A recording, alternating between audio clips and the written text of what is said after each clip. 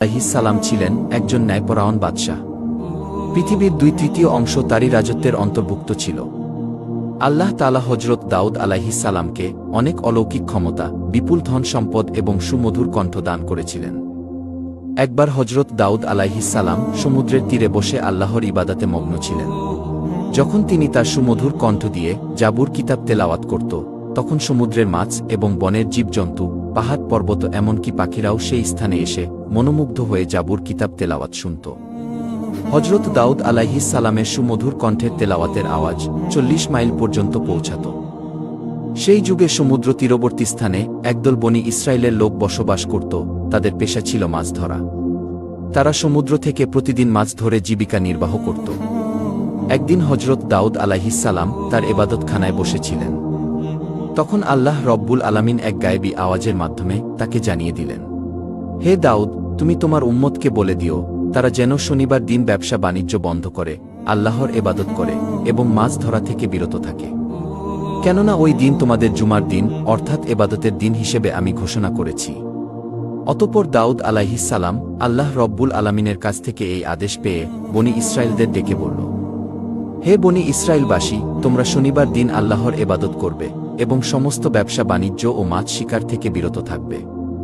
মহান আল্লাহ রব্বুল আলামিনকে ভয় করো এবং আল্লাহর কথা মেনে চলো, তাহলে তোমাদের কল্যাণ হবে। এই কথা বলে হযরত দাউদ আলাইহিস-সালাম সেখান থেকে চলে গেল। দেশের অধিকাংশ মানুষ হযরত দাউদ আলাইহিস-সালামের উপদেশ যথাযথভাবে পালন করত, শরীয়তের আইন মেনে চলত এবং দেশের আইনের প্রতি শ্রদ্ধা রাখত। কিন্তু সমুদ্রের তীরবর্তী স্থানের একদল বনী ইসরায়েলের লোক, তারা প্রথম দিকে শরীয়তের আইন মেনে চলত, কিন্তু পরবর্তীকালে বিভিন্ন চালাকি পন্থা অবলম্বন করল। শনিবার দিন আল্লাহর ইবাদত করার জন্য সবাই দলে দলে চলে গেল। কিন্তু বনী ইসরায়েলের কিছু সংখ্যক লোক ইবাদতখানায় না গিয়ে লুকিয়ে লুকিয়ে সমুদ্রের তীরে গিয়ে হাজির হল। তারা দেখল শনিবার দিন সমুদ্রের তীরে প্রচুর পরিমাণে মাছ এসে আপনা আপনি ডাঙায় উঠে পড়েছে। এটা দেখে তাদের মনে মাছ ধরার লালসা জেগে উঠল। তারা বলতে লাগল, সপ্তাহের আর কোনো দিনই এমন মাছ দেখা যায় না, তাই শনিবার দিন আমাদের মাছ ধরা উচিত, তাহলে সপ্তাহের আর কোনো দিন মাছ ধরার দরকার হবে না।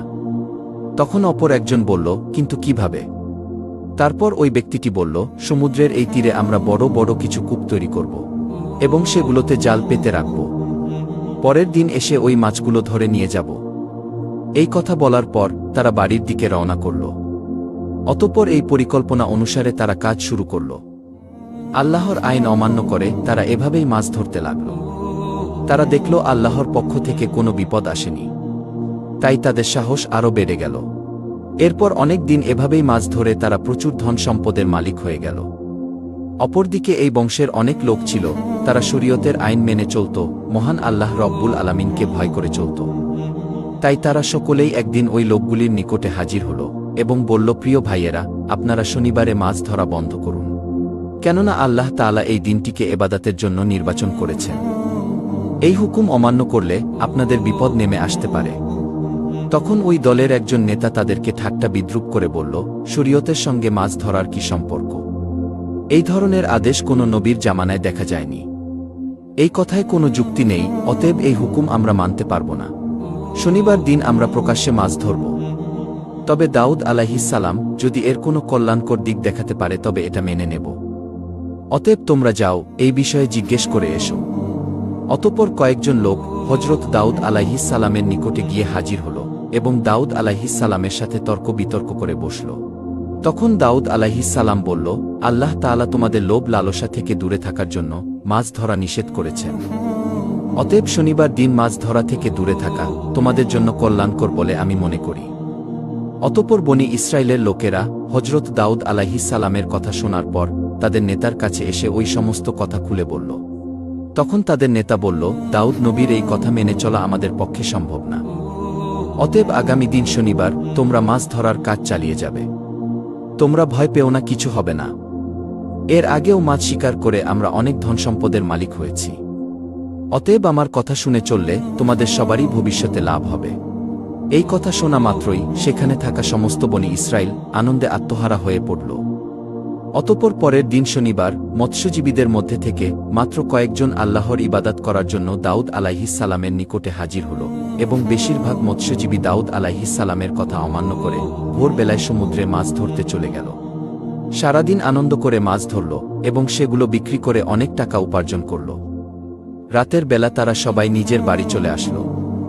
পরের দিন ভোরবেলা যখন কয়েকজন লোক ইবাদত করার জন্য যাচ্ছিল, তখন তারা দেখল সমস্ত এলাকা একেবারে নিশ্চুপ। এটা দেখে একজন অপরজনকে জিজ্ঞাসা করল, আচ্ছা বলুন তো ভাই, আজকে এত নীরব কেন, কি হয়েছে? আজকে কি তারা মাছ ধরতে যাবে না? তখন অপর ব্যক্তিটি বলল, আমিও তো কিছু বুঝতে পারছি না। অন্যান্য দিন সকল জেলেরা হইচই করে মাছ ধরতে যায়, কিন্তু এত নিস্তব্ধতা কখনোই দেখা যায়নি। চলুন আমরা সেখানে গিয়ে দেখি। এই বলে তারা সবাই পাশের বাড়ির ভিতরে চলে গেল। সেখানে গিয়ে তারা যা দেখল তাদের যেন শ্বাস বন্ধ হয়ে গেল। তারা দেখল একদল বড় বড় বাদর মাটিতে পড়ে গড়াচ্ছে। ওই লোকগুলোকে দেখা মাত্র বাদরগুলো তাদের পায়ের কাছে এসে হাউমাউ করে কাঁদতে শুরু করল। সেই মুহূর্তে কয়েকজন মেয়েলোক এসে বলল, গতকালকে বারণ করা সত্ত্বেও তারা লোভ লালসায় পড়ে মাছ ধরতে গিয়েছিল। আল্লাহ রব্বুল আলামিন শনিবার দিন মাছ ধরা থেকে বিরত থাকতে বলেছিলেন, কিন্তু তারা শোনেননি। আল্লাহ এবং তার নবীর কথা অমান্য করার ফলে তারা সকলেই বানরে রূপান্তরিত হয়েছে। এখন আপনারা যদি দাউদ আলাইহিসসালামের নিকটে এদের হয়ে ক্ষমা প্রার্থনা করেন, তাহলে হয়তো তারা জীবন ফিরে পাবে। তখন ওই লোকগুলি বলল, সময় থাকতে তারা এই বিষয়গুলো খেয়াল করেনি, আমাদের তো কিছুই করার নেই। তবুও আমরা এই কথা হযরত দাউদ আলাইহিসসালামের নিকটে গিয়ে বলবো, এই বলে তারা সেখান থেকে চলে আসলো। অতঃপর একদল লোক তাদের পক্ষ থেকে হযরত দাউদ আলাইহিসসালামের কাছে হাজির হল এবং ঘটনার বর্ণনা করে বলল, তাদেরকে ক্ষমা করে দিন এবং মানুষের রূপে ফিরিয়ে দিন। তখন দাউদ আলাইহিসসালাম বলল, ক্ষমা করার মালিক আল্লাহ তাআলা, যদি তিনি ক্ষমা করেন তাহলে করতে পারেন। অনেক তাফসীর কারকদের বর্ণনা অনুযায়ী ওই বাদরগুলো মাত্র 3 দিন বেঁচে ছিল। তারপরে ওই জাতি ধ্বংস হয়ে যায়। আর যারা আল্লাহকে ভয় করেছিল এবং হযরত দাউদ আলাইহিসসালামের কথা মেনে চলত, তাদের কিছুই হয়নি। অতঃপর তারা সুখে শান্তিতে বসবাস করতে লাগল। একদিন বনি ইসরায়েলের কয়েকজন লোক হযরত দাউদ আলাইহিসসালামের নিকটে হাজির হয়ে বলল, হে নবী, আমাদেরকে কিয়ামতের কিছু আলামত দেখান, যাতে আমাদের ঈমান আরও মজবুত হয়। তখন হযরত দাউদ আলাইহিসসালাম বলল, 4 দিন পর তোমরা মক্তবের সামনের ময়দানে এসো, তাহলে কিয়ামতের কিছু আলামত দেখতে পাবে। এই কথা বলে তাদেরকে বিদায় দিলেন। সেই যুগে বনি ইসরায়েলদের মধ্যে একজন ধনী ব্যক্তি ছিল। তার সম্পদের অভাব ছিল না। তার একটি শখের গরু ছিল। গরুটির চেহারা খুব সুন্দর ছিল। সব সময় গরুটিকে সোনা রূপা দিয়ে সাজিয়ে রাখত। যে কেউ দেখলে গরুটির থেকে চোখ ফেরাতে পারত না এবং গরুটিকে মাঠে মুক্তভাবে ছেড়ে দিত। সারাদিন মাঠে চড়ত এবং রাতের বেলা গরুটি এসে ওই ধনী ব্যক্তির বাড়িতে শুয়ে পড়ত। হঠাৎ একদিন ওই গরুটি নিখোঁজ হল। ওই ধনী ব্যক্তিটি তার গরুটিকে খোঁজার জন্য বিভিন্ন জায়গায় তার লোকদের পাঠিয়ে দিল। বিভিন্ন জায়গায় অনেক খোঁজাখুঁজি করেও গরুটিকে যখন খুঁজে পেল না, তখন লোকগুলি ফিরে এলো। তখন ধনী ব্যক্তিটি বলল, যে ব্যক্তি আমার এই গরুটিকে খুঁজে আনতে পারবে, তাকে 100 স্বর্ণমুদ্রা পুরস্কার দেওয়া হবে। এই ঘোষণা করার পর দেশের বিভিন্ন জায়গায় অনেক লোক গরুটিকে খোঁজার জন্য ব্যস্ত হয়ে পড়ল। সেই যুগে বনি ইসরায়েলদের মধ্যে অনেক নেককার এবং আল্লাহওয়ালা অনেক বুজুর্গ ছিল। তাদের মধ্যে একজন নেককার বুজুর্গ মহিলা ছিল। তিনি ছিলেন অত্যন্ত ধর্মপ্রাণ। দিনরাত আল্লাহর ইবাদতে মগ্ন থাকত। ওই বুজুর্গ মহিলা এবং তার একমাত্র ছেলে জঙ্গলের মাঝে একটি ছোট্ট ঘর বানিয়ে বসবাস করত। তাদের ঘরের পাশ দিয়ে একটি পানির নহর প্রবাহিত হতো। যখন তাদের ক্ষুধা পেত, ওই নহরের কাছে গিয়ে পেট ভরে পানি পান করত, আর তাতেই তাদের ক্ষুধা নিবারণ হতো। কিছুদিন পর ওই বুজুর্গ মহিলার ছেলে পানির নহরের পাশে গিয়ে দেখল সেখানে কয়েকটি আনার গাছ জন্মেছে। এটা দেখে খুব খুশি হয়ে বাড়িতে ফিরে আসলো। কয়েকদিন পর আবারও ওই স্থানে গিয়ে দেখল আনার গাছে ফল ধরেছে। তখন ছেলেটি ফলগুলো নিয়ে বাড়িতে চলে আসলো এবং মা ও ছেলে দুজনেই পেট ভরে ফলগুলো ভক্ষণ করল। এভাবেই তারা নহরের পানি আর গাছের ফল খেয়ে তাদের দিন চলে যেত। বুজুর্গ মহিলা ও তার ছেলে অনেক বছর ওই গাছের ফল আর নহরের পানি পান করে এবং আল্লাহর ইবাদত করে অতিবাহিত করল। একদিন এই মহিলার ছেলে তার মাকে বলল, মা, আমরা এত বছর একই খাবার খাচ্ছি, এখন আমার ইচ্ছা হয় আমরা বাজার থেকে অন্য খাবার কিনে খাই। তখন তার মা বলল, তুমি টাকা কোথায় পাবে? ছেলেটি বলল, আনার গাছ থেকে কিছু আনার নিয়ে বাজারে যাব এবং সেগুলো বিক্রি করে যে টাকা পাব তা দিয়েই খাবার কিনে নিয়ে আসব। তখন তার মা বলল, শোনো বাবা, মহান আল্লাহ তাআলা সন্তুষ্ট হয়ে যে খাবার আমাদের দিচ্ছে তার উপর আমাদের খুশি থাকা উচিত। অতিরিক্ত কিছু চিন্তা করা আমাদের জন্য উচিত হবে না। আমাদের নতুন কোনো খাদ্যের দরকার নেই। মায়ের এমন কথা শুনে ছেলেটি সন্তুষ্ট হল না, বারে বারে একই কথা বলতেছে। তখন তার মা বিরক্ত হয়ে বলল, তোমার যা ইচ্ছা তাই করো। অতঃপর পরের দিন ওই মহিলার ছেলে আনার গাছ থেকে কিছু ফল নিয়ে বাজারে গেল। ফলগুলো বিক্রি করে যে টাকা পেল সেটা দিয়েই অনেক খাবার কিনে বাড়িতে ফিরে আসলো। তার মা খাবারগুলো দেখে কোনো খাবারই ভক্ষণ করল না। ছেলেটি বলল, শোনো মা, তুমি যদি কোনো কিছু না খাও তাহলে আমিও খাব না। তখন বাধ্য হয়ে তার মা কিছু খাবার ভক্ষণ করল।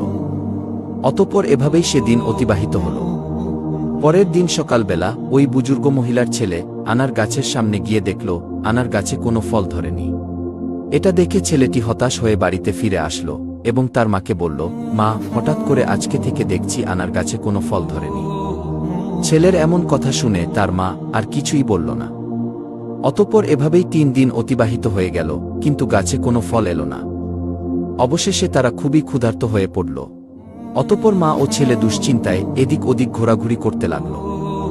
এমন একটি সময় তারা দেখল একটি সুন্দর স্বাস্থ্যবান গরু তাদের বাড়ির সামনে দাঁড়িয়ে আছে। এটা দেখে মা ও ছেলে তাড়াতাড়ি তাদের বাড়ির সামনে আসলো। আল্লাহর হুকুমে তখন গরুটি কথা বলতে শুরু করল। গরুটি বলতে লাগল, আপনারা আমাকে জবাই করে আমার গোশত ভক্ষণ করুন। আল্লাহ তাআলা আমার গোশত আপনাদের জন্য হালাল করেছেন। অতএব হালাল গোশত খেতে আপনাদের আপত্তি থাকা উচিত নয়। গরুর মুখে এমন কথা শুনে মা ও ছেলেটি খুবই দুশ্চিন্তায় পড়ে গেল। তখন ওই বুজুর্গ মহিলা বলল, জানি না এই গরুটি কার, কোথা থেকে আসলো, আর এই গরুর গোশত খেয়ে আমরা কোন বিপদে না পড়ি। তখন ছেলেটি বলল, গরু নিজেই বলছে সে আমাদের জন্য হালাল। অতএব কোনো অপরাধ হলে তা হবে গরুর, আমাদের হবে না। মা, এই গরুটি জবাই করে আমরা গোশত খেয়ে ক্ষুধা নিবারণ করি, এসবই আল্লাহর ইচ্ছা। আল্লাহ তাআলা এই ফল বন্ধ করে হয়তো আমাদের জন্য এই গরুটি পাঠিয়ে দিয়েছে। বুজুর্গ মহিলাটি ছেলের কথায় শেষ পর্যন্ত রাজি হয়ে গেল। অতঃপর গরুটি জবাই করার জন্য যখন গরুটির কাছে এলো, গরুটি তার ঘাড় মাটির সাথে মিশিয়ে দিল। তখন ছেলেটি একাই গরুটিকে জবাই করল। অতঃপর সমস্ত কাজ সম্পন্ন করল। অবশেষে গরুর গোশতগুলো কাবাব করে তারা ভক্ষণ করল এবং কিছুটা পরের দিনের জন্য রেখে দিল। এদিকে বনি ইসরায়েলের সেই ধনী ব্যক্তিটি একজন মহিলাকে তার গরু খোঁজার জন্য বাড়ি বাড়ি গিয়ে তল্লাশি করার জন্য নির্দেশ দিল। অতঃপর সেই মহিলাটি গরু খুঁজতে খুঁজতে জঙ্গলের মাঝে নির্জন এলাকায় ওই বুজুর্গ মহিলার বাড়ির সামনে এসে দেখল একটি গরুর চামড়া এবং জরাজীর্ণ হাড্ডি সেখানে পড়ে রয়েছে। এটা দেখে সে অনেকটাই আশাবাদী হল। অতঃপর মহিলাটি দেরি না করে তাদের বাড়ির ভিতরে গিয়ে দেখল বুজুর্গ মহিলা এবং তার ছেলে গরুর মাংসের কাবাব খাচ্ছে। এটা দেখে ওই মহিলাটি বলল, আমি খুবই ক্ষুধার্ত, আপনারা আমাকে কিছু কাবাব খেতে দিন। এটা শুনে বুজুর্গ মহিলা ওই মহিলাকে কিছু খাবার খেতে দিল। তখন ওই মহিলাটি বলল, বাহ, খুবই সুস্বাদু এই কাবাব খেতে, আমি কিছু বাড়ি নিয়ে যাব, বাড়ি গিয়ে মজা করে খাব। এই বলে তিনি সেখান থেকে চলে আসলো। অতঃপর ওই মহিলাটি বাড়ি না গিয়ে সোজা ওই ধনী ব্যক্তির নিকটে উপস্থিত হল এবং বলল, হুজুর, আপনি যে গরুটি খুঁজছেন আমি তার সন্ধান নিয়ে এসেছি। এখন আপনি আমার প্রাপ্য টাকা দিয়ে দিন। তখন ধনী ব্যক্তিটি তার প্রাপ্য টাকা দিয়ে বলল, কোথায় আমার সেই শখের গরু? তখন মহিলাটি বলল, আপনার গরু জীবিত নেই, তবে যারা নিয়েছে তাদের সন্ধান দিতে পারি। ধনী ব্যক্তি বলল, তুমি বলো কারা সেই লোক? তখন মহিলাটি বলল, এই জঙ্গলের নির্জন এলাকায় একজন বৃদ্ধা এবং তার ছেলে একটি ছোট্ট ঘর বানিয়ে থাকে এবং সেখানে ইবাদতের নামে মিথ্যা মিথ্যা ভান করে চুরি ডাকাতি করে। আপনার গরুটিকে তারা জবেহ করে কাবাব করে খেয়ে ফেলেছে। গরুর চামড়া এবং হাড় এখনও বাইরে পড়ে আছে, এই দেখুন তার প্রমাণ। আপনি এখনই আপনার লোক পাঠিয়ে তাদেরকে বন্দী করুন। অতঃপর ধনী ব্যক্তিটি দেরি না করে হযরত দাউদ আলাইহিস সালামের নিকটে হাজির হল এবং সম্পূর্ণ ঘটনা খুলে বলল। তখন হযরত দাউদ আলাইহিস সালাম তার লোকদের হুকুম করল, তোমরা যাও ওই বৃদ্ধা এবং তার ছেলেকে এখানে ধরে নিয়ে আসো। কিছুক্ষণ পর হযরত দাউদ আলাইহিস সালাম যখন এবাদতখানায় ছিলেন, তখন হঠাৎ হযরত জিবরাইল আলাইহিস সালাম আগমন করলেন এবং বললেন, হে আল্লাহর খলিফা হযরত দাউদ আলাইহিস সালাম, আপনার নিকটে বনি ইসরায়েলের ধনী ব্যক্তি যে অভিযোগ করেছে সেটা বিশাল এক রহস্য। এই ধনী ব্যক্তি একসময় ওই বৃদ্ধার স্বামীর চাকর ছিল। বৃদ্ধার স্বামী একসময় বিশাল বড় ব্যবসায়ী ছিল। একদিন ওই বৃদ্ধার স্বামী এই ধনী ব্যক্তিকে নিয়ে ব্যবসার উদ্দেশ্যে সিরিয়া সফর করেন। অনেক পথ অতিক্রম করার পর তারা ক্লান্ত হয়ে পড়েছিল, তাই একটি নির্জন জায়গায় বিশ্রাম করছিল। তখন তার মাথায় খারাপ চিন্তা আসে এবং ওই বৃদ্ধার স্বামীকে ঘুমান্ত অবস্থায় হত্যা করে, আর সমস্ত ছাগল সহ আরও মালামালগুলো নিয়ে মিশরে চলে যায়। সেখানে সমস্ত কিছু বিক্রি করে শুধুমাত্র এই গরুটি ছাড়া, যার ফলে বিশাল অর্থের মালিক হয়ে যায়। দেশে ফিরে খুব অল্প সময়ে মিথ্যা প্রচার করে সমাজের একটি ধনী ব্যক্তিতে পরিণত হয়। এখন যে গরুটি বৃদ্ধা এবং তার ছেলে জবাই করে খেয়ে ফেলেছে সেটি ওই বৃদ্ধার স্বামীর গরু ছিল। আর এখন ওই ধনী ব্যক্তির যে বিপুল ধনসম্পদ আছে সেগুলো ওই বৃদ্ধার স্বামীর অর্জন করা হালাল সম্পদ। অতএব এই ঘটনাকে সম্মুখে রেখে আপনি ন্যায় বিচার করবেন। এই কথা বলে হজরত জিব্রাইল আলাইহিসসালাম সেখান থেকে বিদায় নিলেন। কিছুক্ষণ পর হজরত দাউদ আলাইহিসসালামের লোকজন ওই বৃদ্ধা এবং তার ছেলেকে তার দরবারে নিয়ে হাজির হল। তখন হজরত দাউদ আলাইহিসসালাম বললেন, সবাইকে বলে দাও, এই ঘটনার উপযুক্ত বিচার আগামী দিন ময়দানে করব এবং সবাইকে কিয়ামতের আলামত দেখাব। এই কথা শুনে সবাই বিদায় নিল। পরের দিন সবাই একে একে ময়দানে জমায়েত হতে শুরু করল। নির্ধারিত সময় মতো হজরত দাউদ আলাইহিসসালাম প্রথমে তার সুমধুর কণ্ঠে জাবুর কিতাব তেলাওয়াত করলেন। সমস্ত মানুষ তার সুমধুর কণ্ঠে জাবুর কিতাব তেলাওয়াত মনোমুগ্ধ হয়ে শুনল। অবশেষে হজরত দাউদ আলাইহিসসালাম ওই ধনী ব্যক্তি এবং বৃদ্ধা ও তার ছেলেকে সবার সম্মুখে হাজির করল। হজরত দাউদ আলাইহিসসালাম ধনী ব্যক্তিকে বললেন, বৃদ্ধা এই মা ক্ষুধার তাড়নায় আপনার গরু জবাই করে খেয়ে ফেলেছে। এদের অভাব দূরীকরণে আমার তৎপরতা থাকা উচিত ছিল, কিন্তু সঠিক সময়ে আমি এই কাজ করতে ব্যর্থ হয়েছি, যার ফলে এরা আপনার গরুটিকে জবাই করতে বাধ্য হয়েছে। অতএব আপনি এদেরকে ক্ষমা করে দিন। তখন ধনী ব্যক্তি বলল, না, আমি ক্ষমা করব না। কাউকে না জানিয়ে আমার শখের গরু চুরি করে খেয়ে ফেলেছে, আপনি এর ন্যায় বিচার করুন। তখন দাউদ আলাইহিসসালাম বললেন, আচ্ছা ঠিক আছে, তাহলে গরুর ক্ষতিপূরণ সহ প্রাপ্য দাম আমি আপনাকে দিয়ে দিচ্ছি। এখন আপনি তাদেরকে ক্ষমা করে দিন। ধনী ব্যক্তিটি বলল, আমি ক্ষমা করতে আসিনি, সঠিক বিচারের জন্য আপনার কাছে এসেছি। ঠিক এমন সময় হজরত জিব্রাইল আলাইহিসসালাম এক গায়েবী আওয়াজ দিয়ে বললেন, হে দাউদ আলাইহিসসালাম, ওই ধনী ব্যক্তি বহুবার ন্যায় বিচারের কথা বলেছে, অতএব আপনি ন্যায় বিচার করে দিন। অতঃপর হজরত দাউদ আলাইহিসসালাম ওই বৃদ্ধাকে জিজ্ঞাসা করলেন, আপনাদের এই বিষয়ে কিছু বলার আছে? তখন বৃদ্ধা বলল, হুজুর, আমার স্বামী একজন নেককার ব্যবসায়ী ছিলেন। তিনি চিরদিন ব্যবসার অর্ধেক লাভের টাকা গরিব দুঃখীদের দান করতেন। কিন্তু একদিন ব্যবসার উদ্দেশ্যে সিরিয়া যাত্রা করেন, তারপর থেকে আর কখনোই ফিরে আসেনি। আমি তখন আমার একমাত্র ছোট্ট ছেলেকে নিয়ে খুবই চিন্তিত হয়ে পড়ি। আমার সমস্ত ধন সম্পদ দুষ্টু লোকেরা নিয়ে নিয়েছে, ফলে আমাকে অনেক দিন ক্ষুধায় দিন কাটাতে হয়েছে। আমি এই কষ্ট সহ্য করতে না পেরে এক জঙ্গলের মাঝে নির্জন জায়গায় গিয়ে আল্লাহর ইবাদতে মগ্ন হয়ে পড়ি। সেখানে নহরের পানি এবং গাছের ফল খেয়ে অনেক বছর কাটিয়ে দিয়েছি। এভাবে মহান আল্লাহ আমাদের রিজিকের ব্যবস্থা করে দিয়েছিলেন। একদিন আমার ছেলে ওই গাছের ফল খেতে রাজি হল না। বাজারে গিয়ে কিছু নতুন খাবার কিনে আনল। তার পরদিন থেকে ওই গাছে আর ফল ধরছে না। অবশেষে আমি এবং আমার ছেলে ক্ষুধায় কাতর হয়ে পড়েছিলাম। ঠিক তখনই কোথা থেকে যেন একটি গরু আমাদের বাড়ির সামনে এসে আল্লাহর হুকুমে মানুষের মতো কথা বলতে লাগল। সে বলল, আমি তোমাদের জন্য হালাল, অতএব তোমরা ক্ষুধায় কষ্ট পাচ্ছ কেন? আমাকে জবাই করে আমার মাংস খেয়ে ক্ষুধা নিবারণ করো। এই কথা শুনে আমরা গরুটি জবাই করে তার মাংস কাবাব করে খেয়ে ফেলেছি। এখন আপনি যে বিচার করবেন তা আমরা মাথা পেতে নেব। তখন হজরত দাউদ আলাইহিসসালাম তাদের কথা শুনে সবার মাঝে তাদের বিচার শুরু করল। তিনি ওই ধনী ব্যক্তিকে বলল, হে গরুর দাবিদার, আপনি একজন ধনী ব্যক্তি, কিন্তু এই সম্পদের মালিক আপনি না। আপনি এই ধন সম্পদ লুট করেছেন। আপনি এই বৃদ্ধার স্বামীকে হত্যা করে তার ধন সম্পত্তির মালিক হয়েছেন। অতএব এই গরুর প্রকৃত মালিক আপনি নয়, বরং এই বৃদ্ধা এবং তার ছেলে।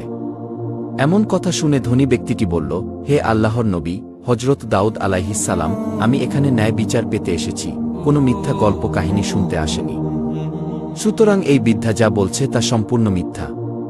তখন দাউদ আলাইহিসসালাম বললেন, আপনি আসলেই মিথ্যুক, আপনার এই ঘটনা আমি জানতাম না, আমাকে হজরত জিব্রাইল আলাইহিসসালাম জানিয়েছেন। অতঃপর দাউদ আলাইহিসসালাম বললেন, এখানে যে অপরাধী তার হাত পা এবং সমস্ত অঙ্গপ্রত্যঙ্গ সঠিক সাক্ষী দাও। এই কথা বলার সাথে সাথে ওই ধনী ব্যক্তির জবান বন্ধ হয়ে গেল। সঙ্গে সঙ্গে ধনী ব্যক্তির হাত সাক্ষ্য দিতে লাগল, হুজুর আপনার কথাই সত্যি, আমি ছুরি দিয়ে আমার মালিকের গলা কেটে হত্যা করেছি।